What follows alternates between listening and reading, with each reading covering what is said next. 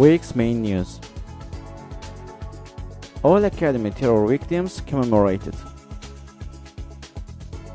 Search in Musabat Party office. Concern for imprisoned right defenders' health. Arif Hajili's prison sentence not replaced with house arrest. Youth activist not released on bail despite appeals of socio-political figures. Roundtable on anniversary of Soviet invasion of Azerbaijan. Today, about 200 members of Azerbaijan Popular Front Party, Musabat Party, Nida Movement for a Youth Movement commemorated the victims of terrorist act committed in Azerbaijan State Oil Academy on April 30, 2009. Though it was early planned to gather in Jafar Jabali Square, the youth preferred the Rashid Bepidov Street as the former was surrounded by the police. Then the youth moved towards the building of the Oil Academy.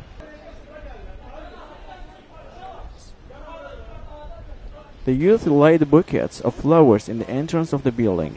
However, some plainclothes persons called on the youth to leave the area. There were only 3 uniformed police employees in front of the academy, whereas the number of the undercover agents exceeded 50. Several undercover agents renowned for shattering the protests were in attendance as well. Nonetheless, the commemoration ceremony proceeded without any incident.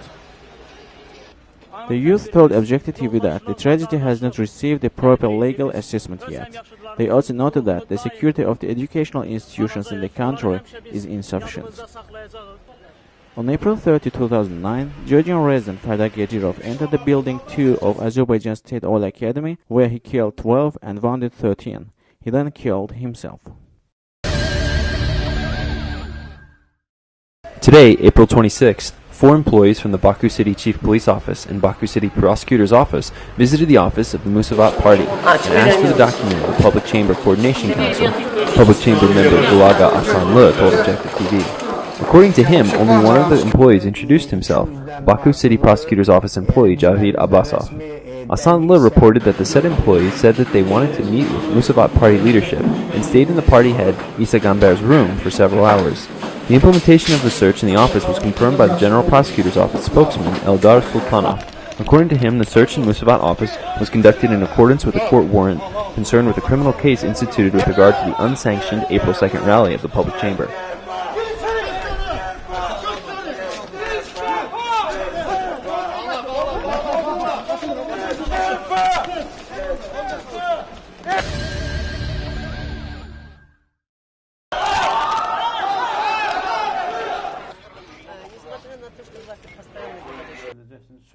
Williams reported his attorney Akif Elzadeh to Objective TV. On 25 April, the lawyer met with Iskandarov, who is currently being held in the Baku City Chief Police Office's prison in Benengedi. Without Iskandarov's health is cause for serious concern.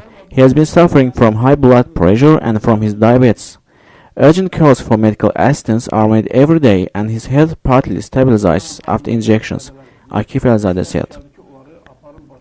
He said that Iskandarov was also unhappy with the seemingly indifferent attitude of his colleagues. The lawyer also noted that on April 27th, the Baku Appeals Court will hear the appeal filed against the 18 April 2011 decision of Nasimi District Court on Iskandarov's case. Judge Abid Abdibayo will preside over the hearing. Human rights defender Vidal Iskandarov was arrested during the opposition protest in Sahil Park on 17 April 2011. He was sentenced to 15 days of administrative detention.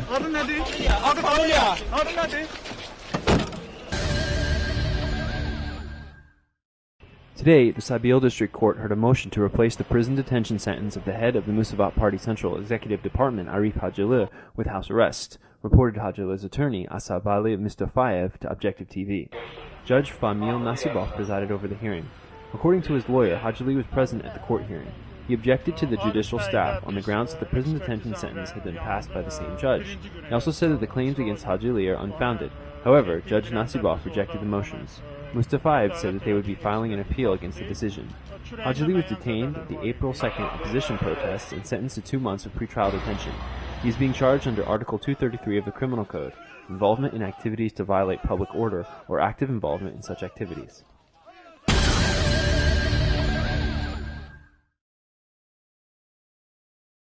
Today, April 28th, the Nizami District Court of Ganja held a trial on the case of Bakhtiar Hajiev, a youth activist charged with avoiding his mandatory army service. The activist's attorney, Elchin Namazov, told Objective TV. Hajiev, his attorneys Alaev Hasanov, Elchin Namazov, and the public prosecutor Alexei Abbasov, as well as media representatives and a number of human rights defenders, were in attendance. Namazov said that the trial kicked off with the motions filed for the defendant's side. The attorneys filed motions to allow the activist to sit near his attorneys, to allow photo and video recording, to terminate the criminal case and release the youth activist on bail, based on the written petitions submitted to the judge by intellectuals, Intigam Aliyev, Jamil Hassanlı, Eldar Namazov, Anaga Hajibaili, and others. Public prosecutor Alexei Abbasov requested the court to reject the motions, deeming them as baseless. Judge Emin Akhundov fulfilled two of the motions, one requesting to allow the activist to sit near the attorneys, and one requesting permission for photo and video recording. Eldaniz Nagiev, head of the Military Medical Commission, and military doctor Anar Iskandarov testified as witnesses. The next hearing was postponed until May 5, 2011. A criminal case against Bakhtiar Hajiev opened at the end of January. At that time, he signed a commitment not to leave the city of Ganja. At the end of February, his pretrial detention was replaced with release under close police observation. On March 4th, Hajiev was sentenced to 1 month pretrial detention. It is widely thought that Hajiev was arrested for his activity on social networking sites and his support of the March 11th Great People's Day campaign. A roundtable was held in the Musavat Party office today to mark the anniversary of the Soviet Union's invasion of the Azerbaijan Democratic Republic. The ADR, founded in May 28, 1918, was invaded by Soviet troops 23 months later, April 28, 1920. Historian Sabir Mamadli opened with a reference to the political pressures on the coalition of some of the opposition parties, the public chamber. Mamadli believes that the Azerbaijan Popular Front Party chairman Ali Karimli's further questioning by authorities about the April 2nd program is one example of this pressure. Mamadli noted that the invasion and Azerbaijan's resistance to the invasion should never be forgotten. Later on, he brought up the internal and external factors that paved the way for the invasion. Researcher Nisamian Yagublu described the day as a consequence of a sequence of events. As for what led to it, he blamed negative attitudes across neighboring states who did not approve of Azerbaijan's independence. For example, Iran refused to recognize Azerbaijani independence. Additionally, in spite of the military contract agreed with Georgia to fight jointly against the Soviet invasion, Tbilisi refused to help Azerbaijan at the time of the invasion. But Azerbaijan did not simply capitulate. There were 150 armed revolts between 1920 and 1930. The head of the Musavat Party, Isa Gamber, prioritized an in-depth study of Azerbaijan's 1918 to 1920 independence period.